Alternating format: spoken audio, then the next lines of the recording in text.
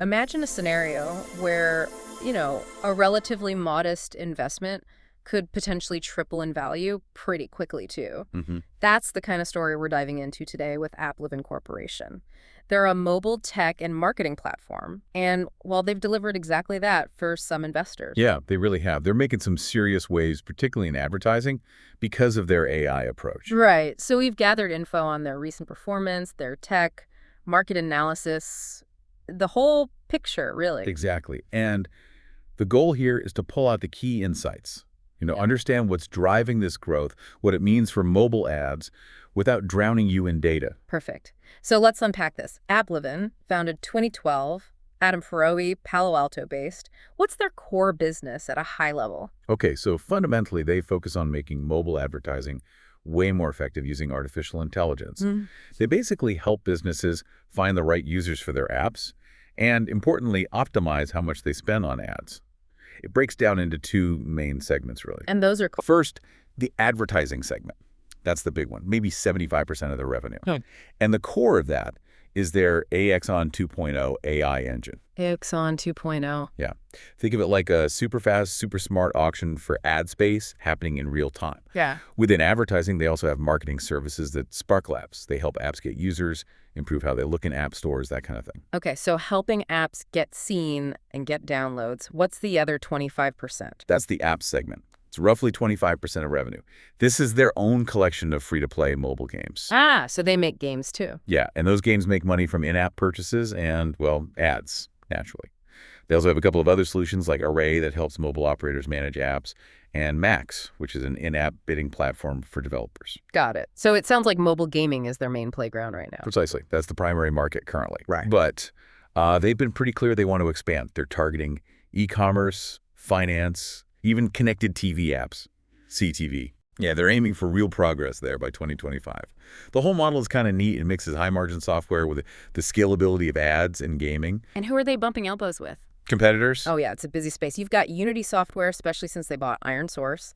Then there's Digital Turbine, The Trade Desk, and obviously the giant Google Ads. Very right. Big names. And leadership, still a founder. Yep. Adam Forey is still CEO, and Matthew Stumpf is the CFO. Okay, that gives us a solid foundation. Now, those financials you mentioned, explosive growth seems to be the term, especially 2024 into 2025. Let's dig into those numbers. Absolutely. And yeah, 2024 was, well, remarkable. Revenue hit $4.71 billion. That's up over 43% from the year before, and it actually beat their own guidance. Beat their own guidance. Nice. Yeah. And inside that number, the advertising revenue was the real star, surged 73% year over year to $3.5 billion. Wow. Okay, 73% just in advertising. That's really something. What about profit? Profitability was, frankly, stunning. Net income for the full year, $1.58 billion. That's up 343%. 343%. Yep. And adjusted EBITDA, which is a good measure of core operating profit, hit $2.93 billion. That's up 78% with a really healthy 62% margin. 62% margin. Okay. And for investors tracking earnings per share, the non-GAAP EPS was $4.85. That's up 140%. They just kept beating analyst estimates all year. It sounds like they're just printing cash, too. Pretty much. Free cash flow was $2.1 billion, double the previous year. And they used that cash. They bought back $2.1 billion of their own stock. Took about 25.7 million shares off the market. Which usually helps boost EPS even more. Exactly. And their gross margin improved, too, up to 75.2% from about 67.7% the year before. That's mostly the software business driving that higher profitability. So 2024, definitely a banner year. Did that momentum just keep rolling through Q4 and into this year? It looks like it. Q4 2024 continued the trend. Revenue was $1.37 billion, up 44% year over year, again beating estimates. Net income, $599 million, up 248%, margin around 43.7%. Strong numbers. Yeah. Very. Adjusted EBITDA was $848 million, up 78%, still holding that 62% margin. And again, advertising revenue was the powerhouse. $999.5 million, up 73%. The software platform, part of that specifically, jumped 90%. 90% growth in the software platform. That keeps jumping out. Feels like the key driver here. It absolutely is. Right. We should talk more about why soon. But just to round out the recent picture, Q1 2025, revenue came in at $1.48 billion, up 40% year over year, another beat. Right. Non-GAAP EPS was $1.67, also beating estimates. Adjusted EBITDA, the estimate was around $942 million, up 46%, margin maybe even ticking up slightly to 63-64%. And advertising, still strong. Down 14%. Yeah. The margin on advertising revenue was an incredible 81%. But interestingly, apps revenue, that was down 14% in Q1. Huh. Down 14%.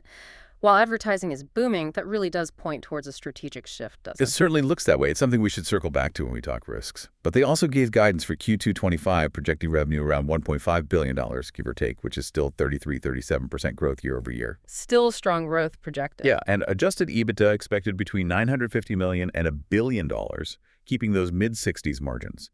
So the big takeaway is just this consistent pattern of beating expectations, often significantly. Okay, so the numbers are undeniably impressive. But like we touched on, the sources really hammer home the AI aspect, specifically this AXON 2.0. What is that exactly, and how is it fueling this growth? Right. AXON 2.0 is their secret sauce, basically. It's their own AI engine that runs the real-time ad bidding.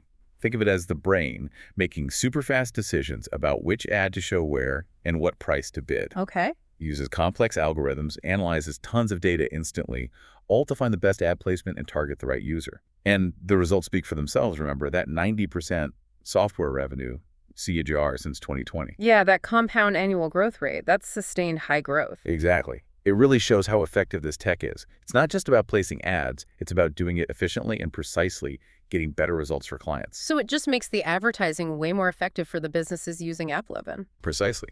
And better results mean clients spend more, which means more revenue for Applovin. But they're not stopping there. They recently announced new AI tools aimed specifically at small and medium businesses, SMBs.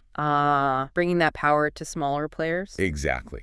That could be huge, tapping into a massive market that maybe couldn't access this level of optimization before. Makes sense. Yeah. What else is new? Any other innovations pushing things forward? Well, the move into connected TV, CTV, is a big one. That market's growing fast as everyone streams more. They're extending their ad exchange into CTV apps, positioning themselves to grab a piece of that ad spend. So moving beyond just mobile apps. Right. Analysts seem pretty positive about the potential there. And they're also improving their existing tools. Spark Labs, for App Store optimization, they've upgraded that to help apps get seen more and convert better. Okay. Same with Array, the app management tool for operators. Enhancements there feed back into that strong software platform growth.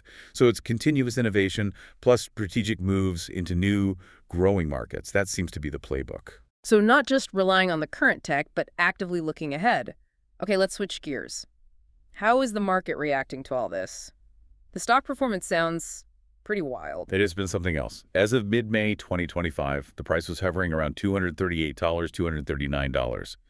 But the crazy part is the run-up, up over 700% in 2024 alone. 700% in 1 year. Yep. And even shorter term, like the last month, up over 25%.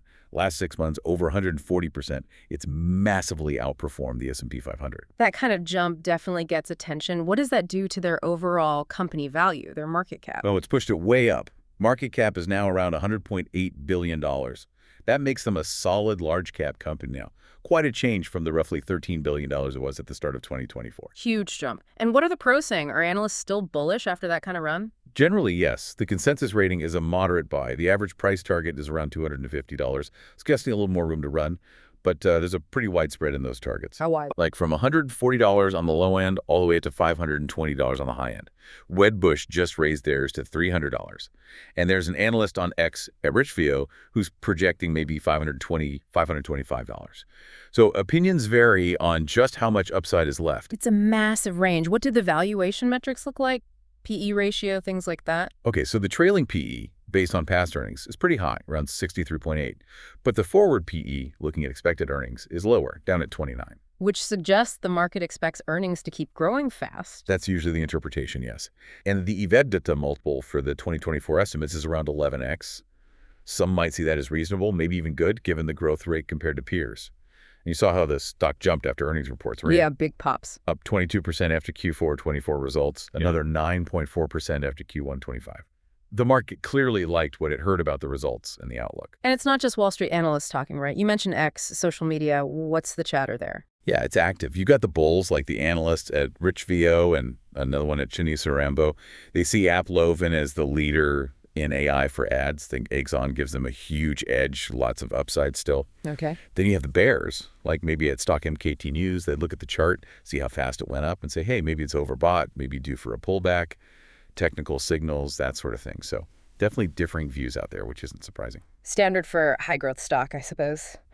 So moving past the stock price, what about the actual operations? How big is the company, employee-wise, and how does that revenue split look again? They have about 2,000 employees. Yeah. And yeah, the revenue split, like we said, is heavily weighted towards advertising, about 75% of total revenue. All right. And within advertising, about 90% is the software platform, the Exxon Tech, the exchange, and the other 10% is marketing services, like Spark Labs.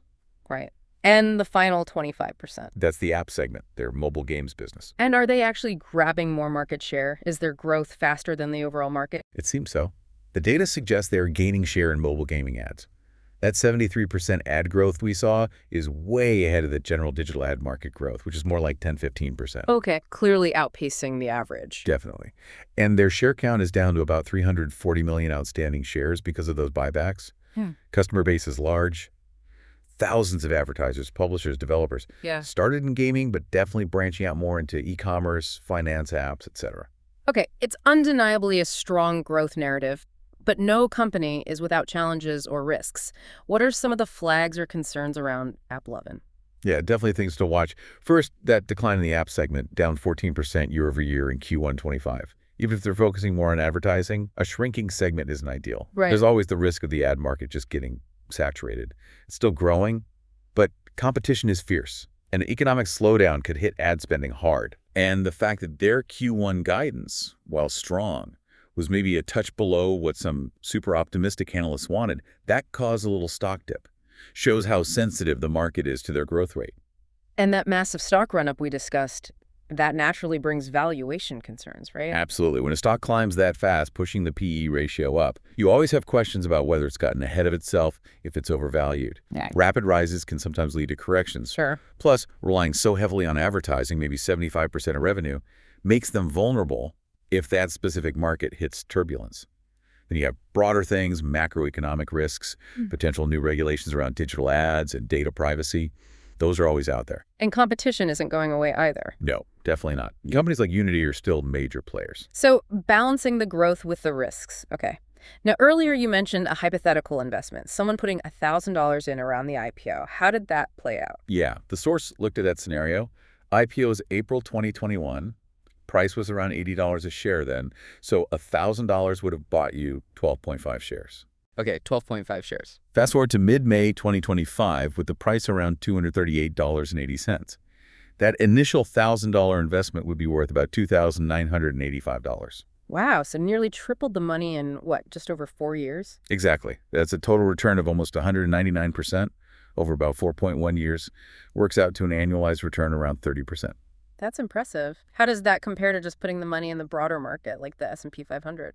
It's significantly outperformed. The S&P 500 gained maybe around 60% during that same period. Yeah. So yeah, Applovin did much better. A good context. And they don't pay dividends, right? So that's all stock price growth. Correct. No dividends. It's all price appreciation. And it's crucial to remember, like we discussed, that journey wasn't a straight line up. There was definitely volatility along the way. Okay, great illustration. So let's try to wrap this all up. What are the absolute key takeaways listeners should have from this deep dive on Applovin? I think the main thing is that their incredible growth is really tied to their AI tech, specifically Exxon 2.0. That's what's driving the killer financial performance and letting them grab market share in advertising with really strong profit margins. And they're not sitting still. They're pushing into new areas like CTV, trying to reach smaller businesses. It shows they're still ambitious about growing further. But important caveats apply, right? It's not all smooth sailing. Exactly. That declining app segment is something to keep an eye on, even if it's strategic. And the valuation, well, after such a huge run-up, it's definitely something to consider. Market sentiment is positive overall, but there's some caution about whether it needs to cool off a bit. So looking ahead, based on the sources, what's the outlook? Continued growth, likely. Their own forecasts suggest yes, and their expansion plans support that. But, it's a tough, fast-moving industry. Competition, regulations, those will definitely shape what happens next. This has been really fascinating, a deep look at how one company is really riding the AI wave in advertising. It makes you think, doesn't it? Considering how aggressively Applovin has used AI, what other industries out there are just, ripe for that kind of fundamental AI-driven transformation? That's a great question.